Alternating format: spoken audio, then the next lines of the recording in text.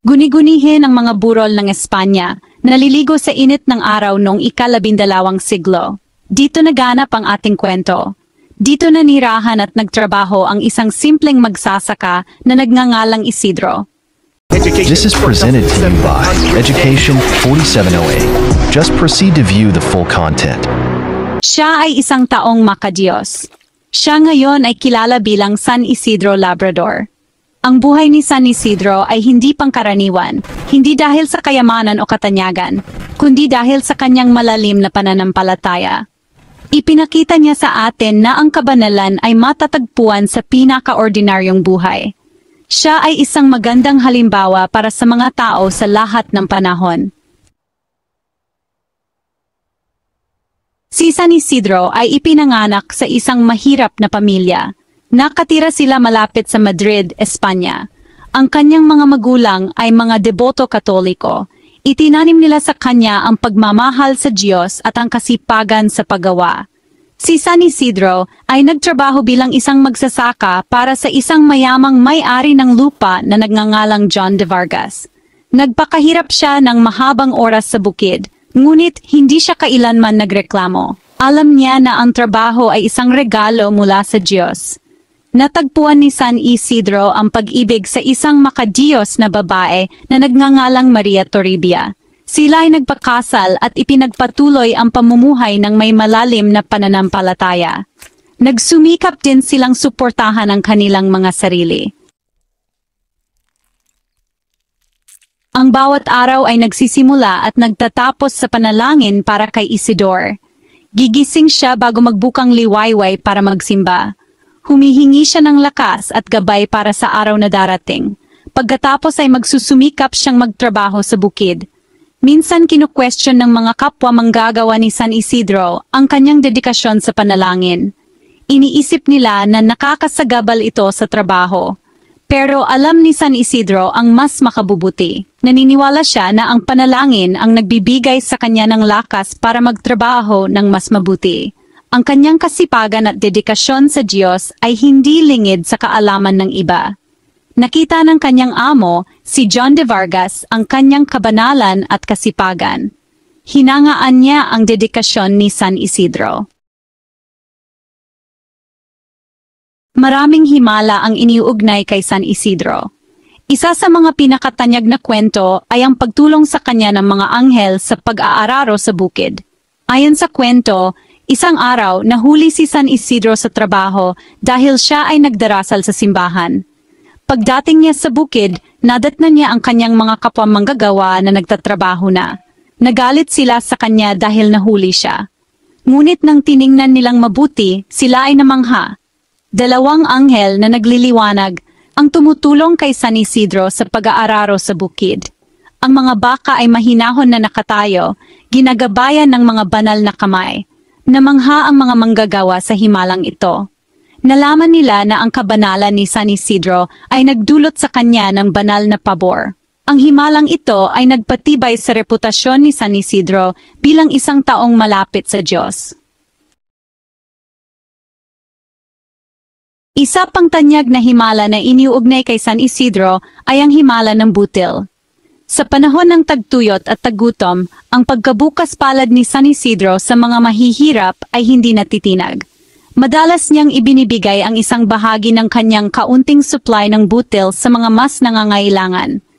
Isang araw si Maria, na nag-aalala na wala silang sapat na pagkain para sa kanilang sarili, ay pinagalitan si San Isidro dahil sa kanyang pagkabukas palad.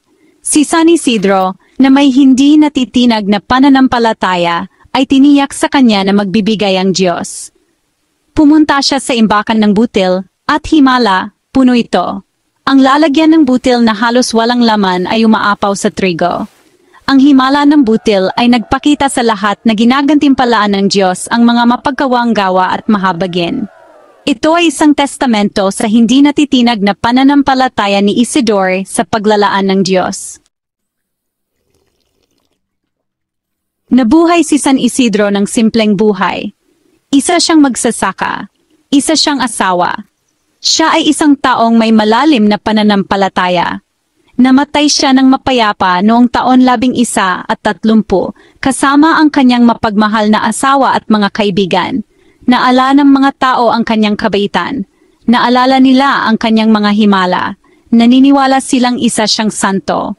Nagsimulang manalangin ang mga tao para sa kanyang pamamagitan. Iniulat nila ang mga himalang nangyayari sa kanyang libingan. Halos 40 taon pagkatapos ng kanyang kamatayan, ang katawan ni San Isidro ay hinukay.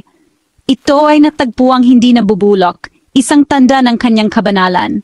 Noong taon 1622, 1622, kinanonisan ni Papa Gregory ang ika-15 si San Isidro, kasama ang iba pang magagaling na santo tulad nina Ignatius ng Loyola, Francis Xavier at Teresa ng Avila.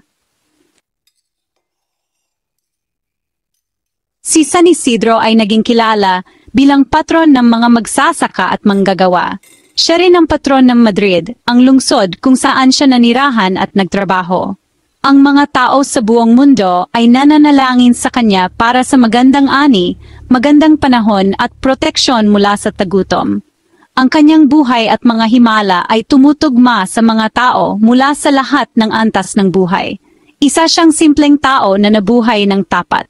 Ipinakita niya na ang kabanalan ay makakamit para sa lahat. Bawat taon, tuwing ika-15 ng Mayo, ang araw ng kapistahan ni San Isidro, ipinagdiriwang ng mga tao ang kanyang buhay. May mga prosesyon at pista bilang parangal sa kanya.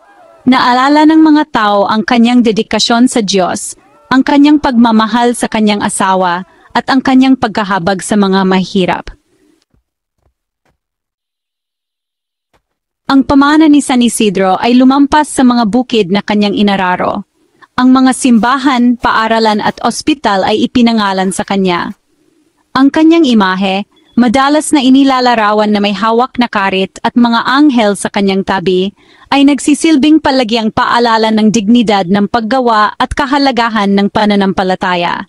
Ang kanyang buhay ay nagtuturo sa atin ng mahalagang aral tungkol sa kapakumbabaan, tiyaga, at ang kahalagahan ng pag-una sa Diyos. Ipinapaalala niya sa atin na ang tunay na kayamanan ay hindi nasusukat sa mga materyal na bagay, kundi sa ating relasyon sa Diyos at sa ating kahandaang maglingkod sa iba.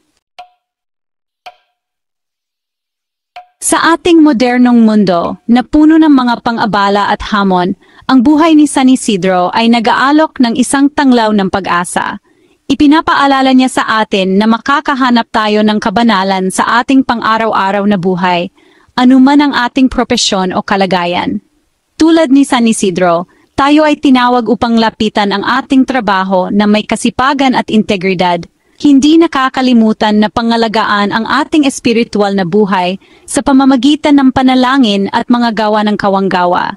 Ang kanyang buhay ay isang testamento sa kapangyarihan ng pananampalataya upang baguhin ang ordinaryo tungo sa hindi pangkaraniwan. Sikapin nating sundin ang halimbawa ni San Isidro, hanapin ang kabanalan sa simpleng pamumuhay at hayaan ang ating pananampalataya na gumabay sa atin sa lahat ng ating ginagawa. Ikaw, kaya mo bang sundin si San Isidro na unahin muna ang Panginoon bago magsimula sa trabaho araw-araw? I-comment ang iyong sagot sa comment section.